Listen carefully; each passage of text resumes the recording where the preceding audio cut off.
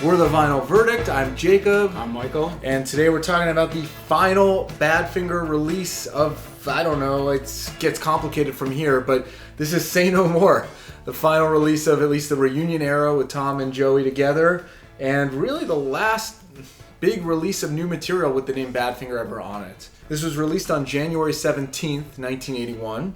It was recorded in Miami, for the most part, between October and November 1980.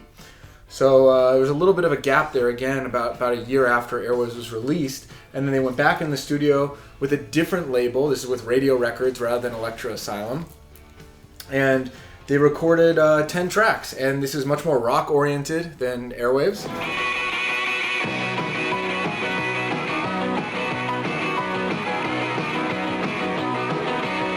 After Airwaves, they maybe briefly did some additional sessions for a second album. They ended up recording the Come and Get It remake for K-Tel, which is a weird story maybe we'll cover someday. And then the next thing is they are signed to Radio Records, just a small label in Florida. And they put out this album as part of a new contract. The lineup changes quite a bit as well. So Glenn Sherba joins on guitar, Tony Kaye on piano, who is playing live with them, and the drummer is Richard Bryans on this one. So basically totally new backing for Joey and Tommy on this album. It doesn't perform too well, even relative to Airwaves. It's about the same. It hits number 155 on Billboard, and the single "Hold On" gets slightly higher, number 56, kind of a minor hit. They do some promotion around that, but for the most part, it stalls the same way. Very evenly distributed, similar to Airwaves. This is 5 Tom Evans songs, 5 Joey Mullins songs, right down the middle. No co-writes, although strangely enough, there is a co-write with Rod Roach and Joe Tanzen on the album from Tommy, but Joey and Tommy do not officially co-write any songs here. So there's already some tension in the band by the time the album is released. Joey and Tom say they're only going to tour if the album does well. They don't end up touring for it. They do perform on TV in March and April of 1980. And then strangely enough, so Radio Records puts out the Stars on 45 singles. And you probably remember one of the big number ones of 1980 is the Beatles' Stars on 45. Yes. And so that disco medley starts getting a ton of publicity, and you would think they'd have more to run publicity on Badfinger stuff, but that sort of takes over. Well, I remember when you speak about April 1981, and I can so clearly remember that time. The times I think everybody's probably familiar with, but what I remember more than anything else is putting this record. Of course, I was very excited to have it said Badfinger on the front, and that's all I needed, and I knew it was Tommy and Joey. And all we had, Airwaves is what we had as a kind of a template, or is what we pictured. When you put that needle onto that vinyl record and you heard the drums building and your heart starts with it and it builds and it builds and it builds. I remember, and we're totally swept away by I Got You as soon as it started. I mean, it was Joey, it was strong. And the album never really let up, as you were saying it. Just to sum it up briefly, there was no acoustic interludes on this album. There was no moment of either Tommy or Joey in the spotlight. This was with an acoustic ballad, massive rock record, yeah. And I loved it. And then you got, which is the backstory, which is probably known, and I won't go into, about how there wasn't another album after this, and that's the story that's been told and how that developed. But I would just like to say that the record itself left you, of course, wanting more. Although it left you wanting more, but the name of the record was Say No More. And the last song, in my opinion, No More, by Joey, and the way Crocadillo went into it, is just a supreme moment in anything I ever listened to in my life musically. At the time in 1981 and ever since, that's a hell of a piece of songwriting. And so yeah, you wanted more, and I guess the money wasn't there, and there wasn't going to be any more. It's odd that they called the album Say No More too, which would have been maybe before they knew all that. It had been some years now, and you missed Pete all along, and you still missed him, and you're always going to miss him. But it seemed like they really carried this off at the time. This was the two energizing guys. Not that Pete couldn't be total energy and do whatever he wanted on guitar, but this was the Tommy Joey bounce and the energy and the push and the rock. And I think their voices always went together beautifully in harmony, which isn't also talked about so well. Joey himself said they were great singers, and he was like a frog in the bushes, but he did all right. He did more than all right. And they sang beautiful harmony on the record too. and they worked together. It was just that Badfinger section that now was unleashed, and the power of those songs. You didn't really miss a ballad.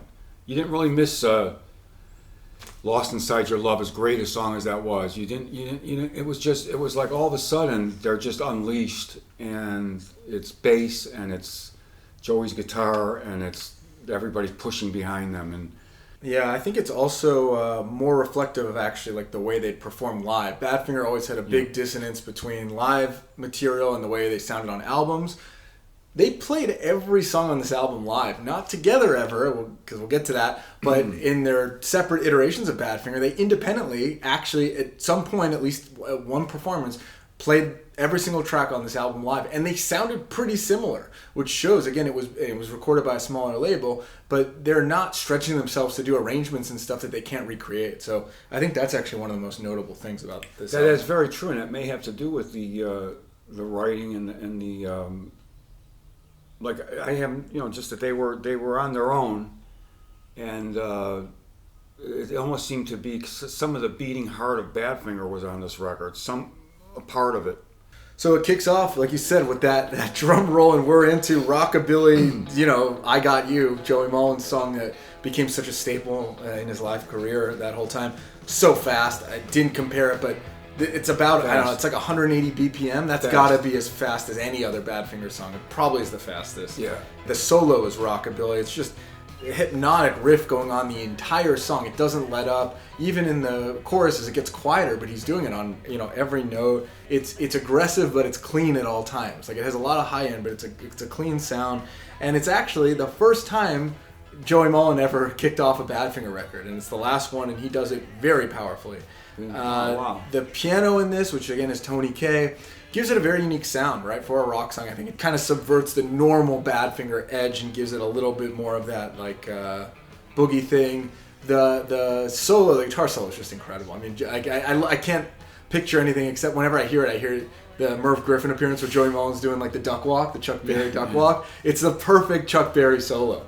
I think you're right. Tom and Joey, they both unleashed in a way they couldn't do on Airwaves, and they're breaking down that wall on the first track, and they're saying like, we're going to set the tone of the album and we're going to have fun. The false ending also that they kind of do at that one part. I mean, it's just constant like having fun and the foundation of the song and bringing it back to that instead of like layering in all these more pretentious kind of like 80s elements that they could have done. Yeah, he had the song because he was a great songwriter, and I'll just say that that smashed open the album when you started it. That was an album opening track that will get your attention, and if it's the purpose of a track on an album to draw you in, that drew you in immediately. It was the second single. It's hard for me to ever think of it as a single. Yeah, but, I never really did. Yeah, they did play it on Merv Griffin in Boston. Yeah, I was watching that night, waiting to see it. I think they were supposed to do a couple, but yeah. Yeah, Joey took care of that, I think. Yeah.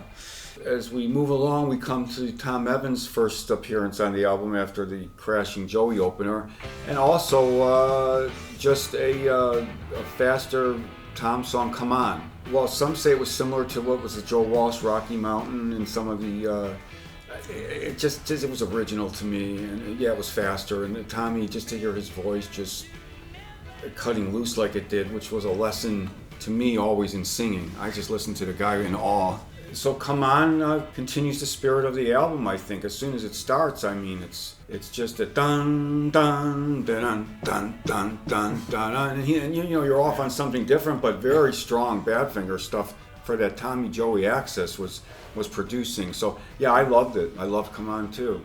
Well, so I think a lot of the songs here pair what goes, Joe Tom throughout the whole album. And these two go together. They're both like the out front rockers just screaming their heads off. And for some reason, though, Come On does always feel to me more like a solo Tom Evans song. I just don't feel the blend of them as much on that. And I think maybe it's a shock theater performance as well and how much Tom Evans played it in his solo career.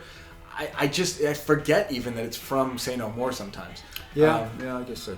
And we don't hear Joey on it the way we heard Tom doing the harmonies and I Got You and stuff. So it just feels a little bit more isolated. But yeah, I guess there is the slashing chords. That's Joey's signature. But it's a slower shuffle beat, whereas I Got You is just like speeding through every section. This feels a little more aggressive, and like you said, the riff is almost like digging into that chord deeper and deeper, and that's kind of the nature of it. Then we also hear, so the I Got You had Joey doing the solo. This is Glenn Sherber doing a solo for the first time, and it's very raw, like almost Van Halen kind of 80s. Tony's doing synth on here. This is one of the tracks that I think does seem a little bit more contemporary with 1981 than some of the other music on here. There's pros and cons to it, but I think it's adding something, obviously, to the Badfinger sound, and it is well placed for that song. Then we get into track 3, Hold On. Evans Tanzen co-written. Officially, it was adjusted to be... Was it really? Yeah, I think on the most recent release in 2000 or something. Yeah, so this is the single. This is, I always think of it as, Tom Evans kind of carrying it, whereas Love Is Gonna Come At Last was carrying Airwaves a little bit more commercially. I think it's interesting, the palm muting, and that's going to be in a couple songs here, but the way that there isn't really a riff to this song. He's just palm muting the chord, but that in itself is kind of catchy. He's turning the chords almost into a riff on their own. Tom's voice is so pure on this. I think it adds a lot of power in the chorus. He goes from kind of that softer voice to the screaming voice, and then great guitar effects all over this thing. I mean, they're just shimmering, doing a call and response with his vocals, and the drumming is very good. It's almost stereo, like the Mike Gibbons style, panning from one to the next. Before the middle 8 of the song, he's really riding the hi-hat like on the drums, which is great. Richard Bryan's. It's another 50s sounding song, like I Got You. A lot of this album has kind of it was a we took it at the time. I don't know if I thought of 50s, but we'll get to Because I Love You. But yeah, it had a.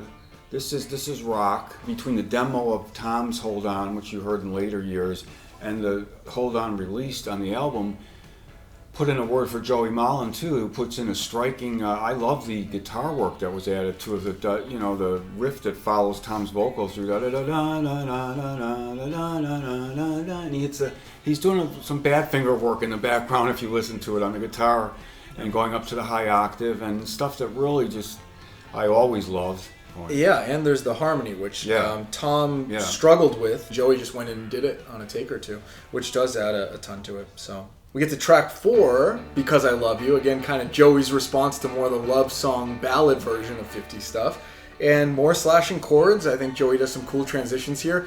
Again, I don't know if this should have been the 3rd single from the album, but it fits in with the tone of it overall. Well, I know some consider it repetitive, and it goes on, and I think the different parts in it are just so well done.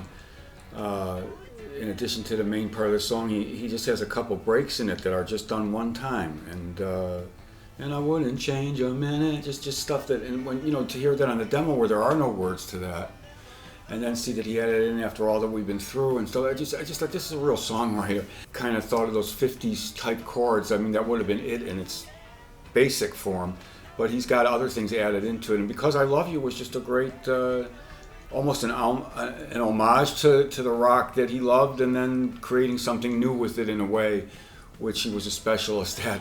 And I think Because I Love You follows in that tradition. I liked it. And we close side 1 with Rock and Roll Contract. We talked about it, but I mean, just really sped up from the Head First version. Really, just finding the perfect record for this song too. I think he held on to it so long. Obviously, it has a place on Head First with all the business troubles going on.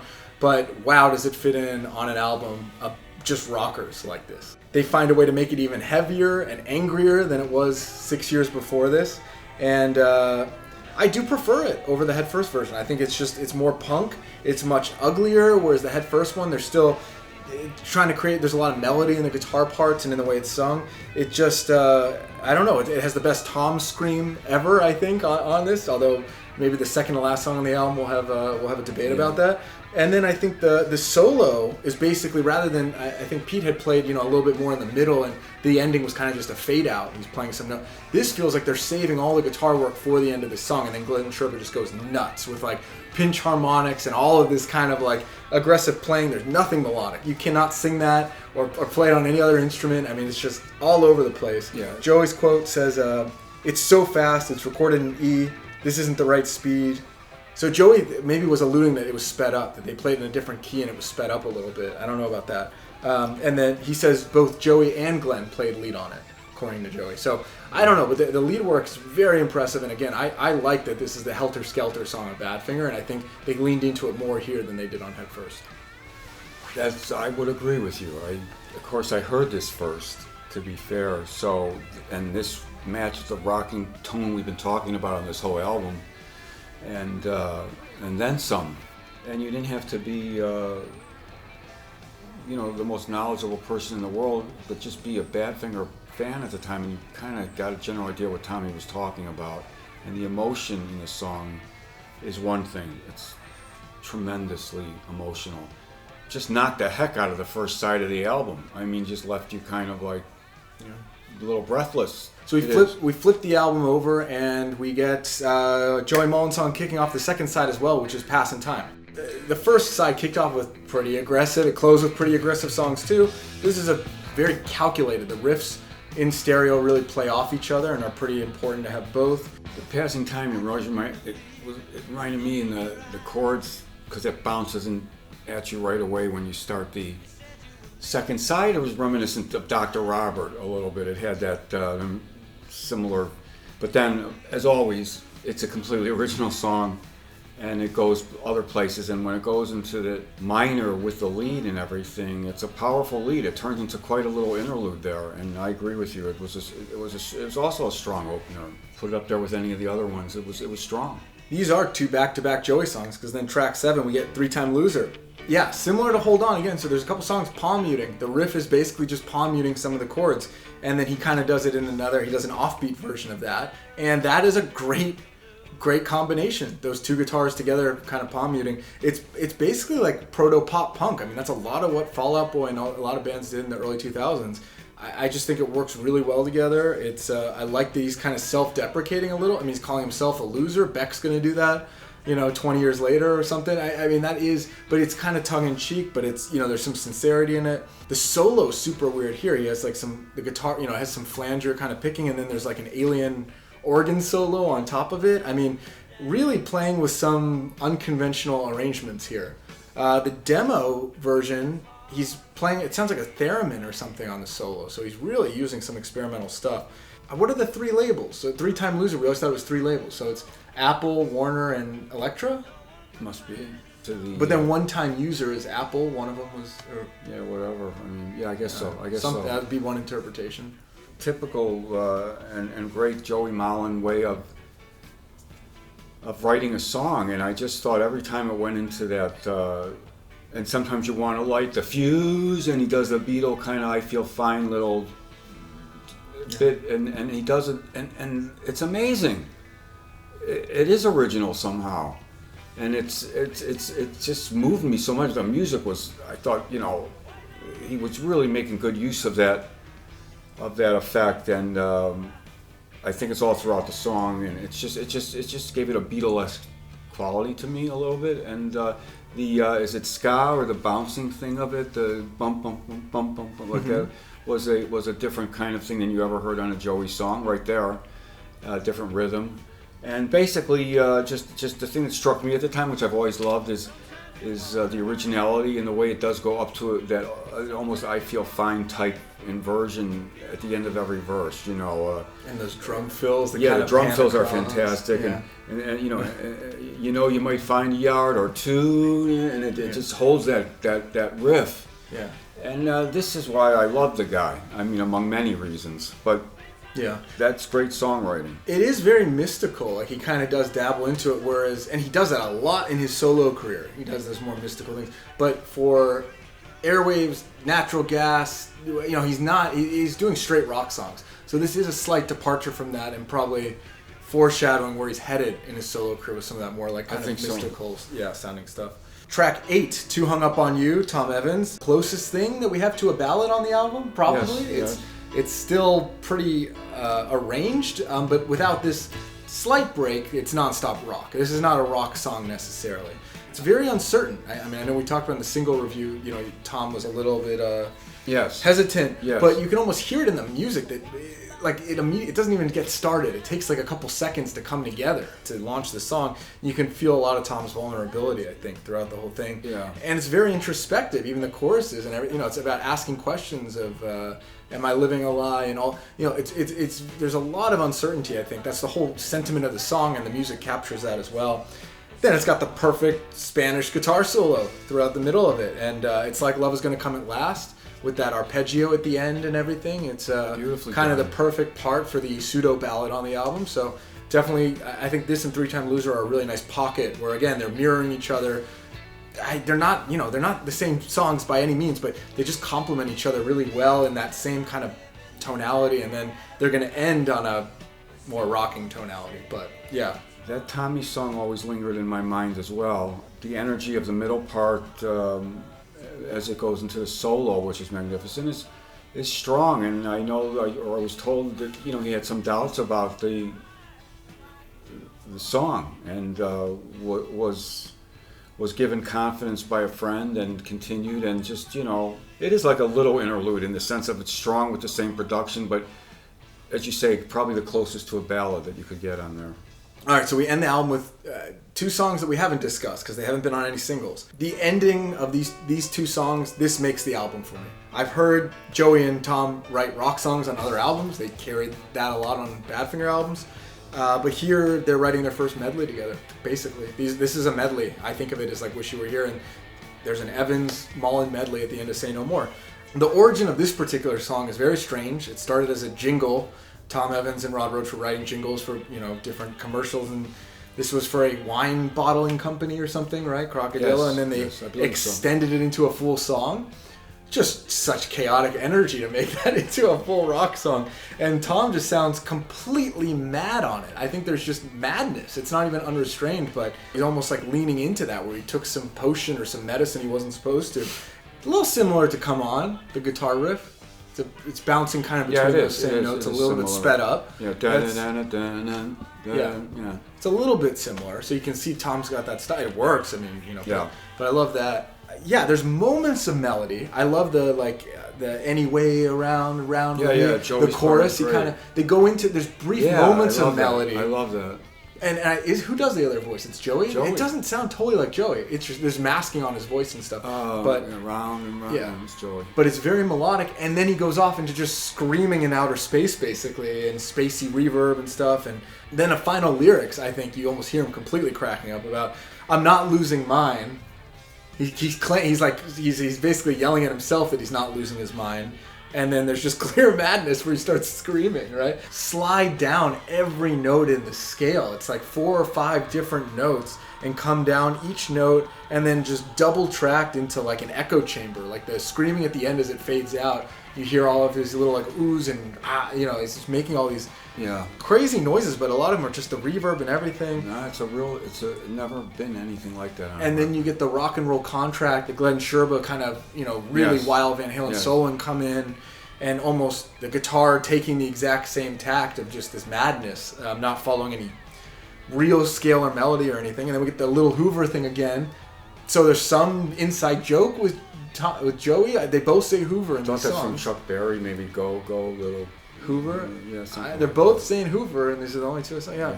And then you get Tony Kaye doing almost a classical piano outro, which is like you've completely gone into an insane asylum. How do you go from the most rocking song to this beautiful piano outro? Yeah, it's continually dizzying levels of arrangement because it's climbing, and you're getting to where you're, never really been and listening to them. And then Crocadillo handoff to No More. To say that it's eerie doesn't really describe the sensation of listening to that for the first time or ever after, really. Any time I listen to it, I could consider it one of the cooler moments I've ever heard on record. Yeah. And when those Joey Mullen chords come in, as he seems to have often done, but it's completely original. I remember thinking that in its mono, it almost had a little bit of the Blue Jay Way or something at first, but then it's far more, and it's just such a powerful song. And there's not much you can say about it. As an album closer, it stands out. I mean, we saw him play it not too long ago, really, still. So that song stood the test of time, and No More is a massive song. That's all I can say. It's massive. From, again, all that uncertainty and the craziness of the ending of Crocadillo to a very steadfast beat, just like a confident, I don't know, 120 BPM. You're launched into another universe. You're listening, and everything, and there's something now. Forget about it. Forget about the rest of the album. Yeah. And that might be hinted from before. There's like that marching band doing the, like when you're waiting for it to come in during the synth part. It almost is like kind of teasing right. How it's going to be like this marching rhythm. Like it's a parade coming through or something. And I don't know what that is, but yeah. And then the riff, so when it does kick in, a very creative use of E. I mean, it's just E and you're messing around with that one string and to write a whole song around that progression. Just to make it that off-sounding note. But make it now it's not an off-sounding note. Yeah, it's like jazz. Hit a wrong note, just hit it again, and then it's a melodic part of a new sound that you've never really heard before. It's so confident the way he plays that. That's right. Yeah. I mean, because if you think of singing that first note, or I know when you play it on a piano, I mean, it's not a note that many people would hit to start a melody. It's just it actually sounds off. And that's all the more reason then he does the kind of the conventional Joey DAE chorus. But you're almost like relieved, or it's so climactic after how weird the verses are when you get there. It was an instrumental in the rehearsals that they were doing. Did not know that. And he added the words randomly, but it was one of the last songs I think they finished. He brought it in just as kind of like a jam thing. And then he just started kind of writing lyrics on top of it. On the Carpet, he says is a saying that you have to fess up about something or own it. I just don't believe that. I have to think he worked in carpeting for years. That's how we took it. Well, everyone does. That's what they asked. For a while, he did. Well, then it's double entendre or something. I mean, it's too intentional. Yeah, it's perfect. His voice sounds a little bit sped up on the whole song. It could be an effect, or maybe he did sing it in a lower key. But beautiful harmony also as Tom comes in on the verses. Just beautiful. And it's kind of a continuation of Three-Time Loser, I think, in just like the emotional reveal of, him being kind of upset, and we should have found it, and the frustration of all of that. You felt that at the time. Without the benefit of 10, 20, 30, and now a lot more years, you put that on and you heard it for the first time, and if you loved them like I did and other people did, you knew you got that reference. You knew that they were close, that they were really close, and it didn't happen. I do like the one, but he does say, "Look what we started." So he's giving himself a little credit, at least, for all of that, which is great. That's right. And I think the solo also here gives a little brightness to the song. Some of the playing in there, and maybe it questions, because then he goes, "Is this all the future will be?" And that leads into a solo. That is such a beautiful. Right. I mean, the middle when Joey, it's almost like daytime though, but then goes back to night after that solo. Yeah, to the minor and picking out "Is this all the future will be?" I mean, that's what they talk about John Lennon and the Beatles. They say, well, here it was. Here was a high level of it made you think, and the music just went through you like goosebumps. So this was the best to me. And then, of course, the ending, where again, there's a couple tracks on here they've faded out with kind of ripping guitar solos from Glenn Sherba. This one, I think, is almost perfect because Joey's fighting it. It's like he's drowning kind of in that fade out, and the guitar gets louder, and you hear him kind of again, arguing with him, or it's almost like an inner conscience, and it's just so, the guitar part is so restless itself, the way it goes all over the place. Great ending to the whole album. And the repeat as it's climbing, but it continues the climb because it's basically the two. Yeah. The double notes. But the effect, which I didn't break it, the effect of hearing it was just that it's moving up and up and up, and he's he's fading out. And while he's fading out, yeah. That is perfect, you're right. And then what a title. So yeah, like you said, it's called Say No More, and the ending song is No More. It is weird. Why isn't the album just called No More then? I mean, it was the title first, and they put that on the song. It's very interesting to be that close, but not. Or ironic that because of the backstory of the fact that there was a second album scheduled and that didn't take place, that the Say is in there almost, if there was another one planned, it's ironic because it's called Say No More. Yeah.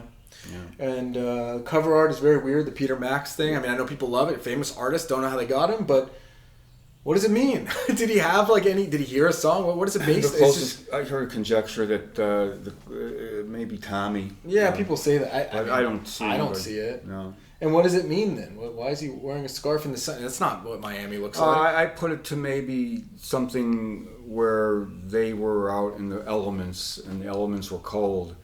and it was a music business, and they were still walking, and now they had on a scarf, and now they had this, and the sun was out, but they had been basically destroyed by this business, and they were still playing music, and almost like I don't know, is it called the name, the picture, the Seeker or something? Maybe not, but it's almost like the person's been through something and they're still out walking. I guess. Yeah.